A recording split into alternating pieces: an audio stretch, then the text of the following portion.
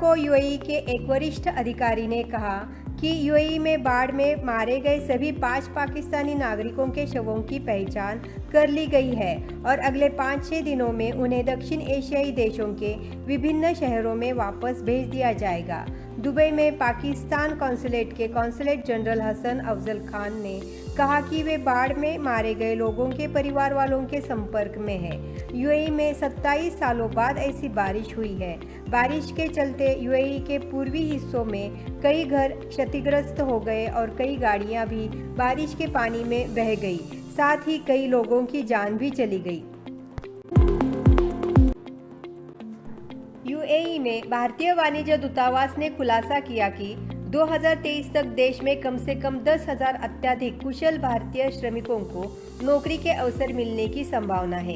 इसकी घोषणा बीते सोमवार को 3 मिलियन लोगों के भारतीय डायस्पोरा की सेवा के लिए 24 घंटे अपने दरवाजे खुले रखने अपने मिशन के कदम की दूसरी वर्षगांठ को चिन्हित करने के उत्सव के हिस्से के रूप में की गई।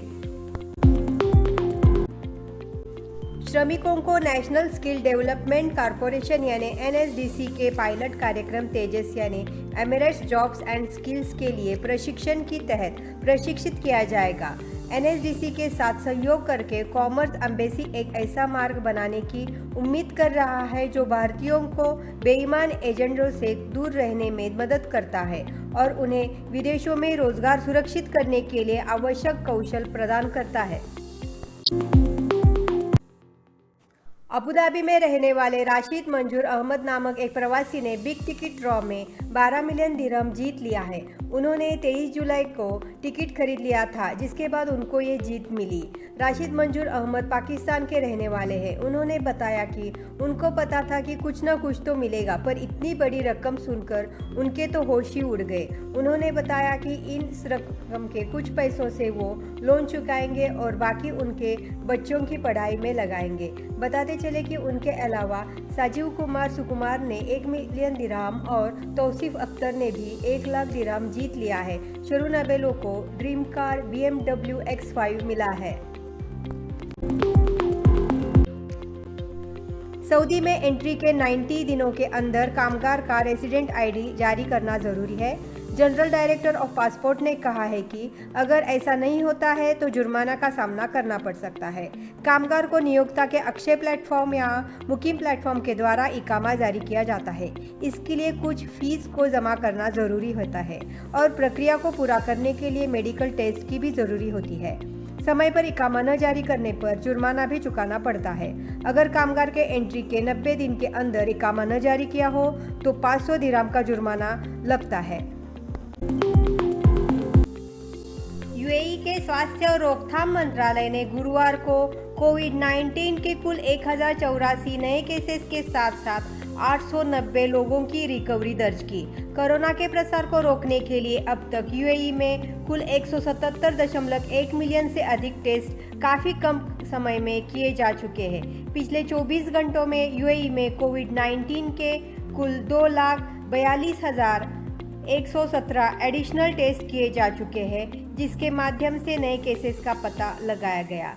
देश में अब तक कुल 17,77,56,043 टेस्ट किए जा चुके हैं। इसके साथ 4 अगस्त को यूएई में कोविड-19 के मामलों की कुल संख्या 9,95,777 हो गई, जबकि कुल रिकवर्ड लोगों की संख्या 9,74,601 हो चुकी है। वहीं एक्टिव केसेस की संख्या 18,627 तक पहुंच चुकी है।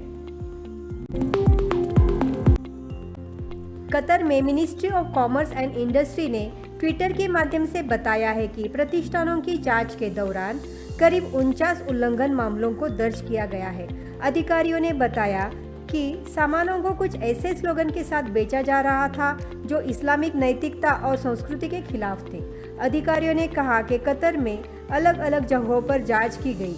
लोगों को कंज्यूमर प्रोटेक्शन से जुड़े किसी भी तरह के नियमों का उल्लंघन न करने की सलाह दी गई है।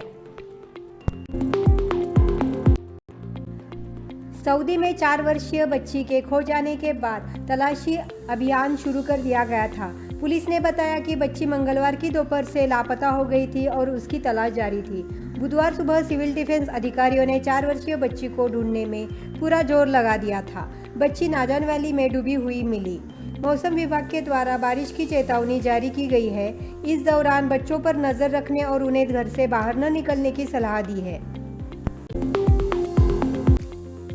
ओमान में ड्रग्स तस्करी की कोशिश को नाकाम कर दिया गया है। सूत्रों से मिली जानकारी के अनुसार आरोपी ओमान में हैशिश और क्रिस्टल ड्रग्स के तस्करी की कोशिश कर रहे थे। पुलिस ने अपने बयान में इस बात की जानकारी दी है। Directorate general for combating drugs and psychotropic substances ने पुलिस के साथ मिलकर एशियाई नागरिकता के 3 लोगों को गिरफ्तार किया है। आरोपियों के खिलाफ कानूनी कार्यवाही की जा रही है।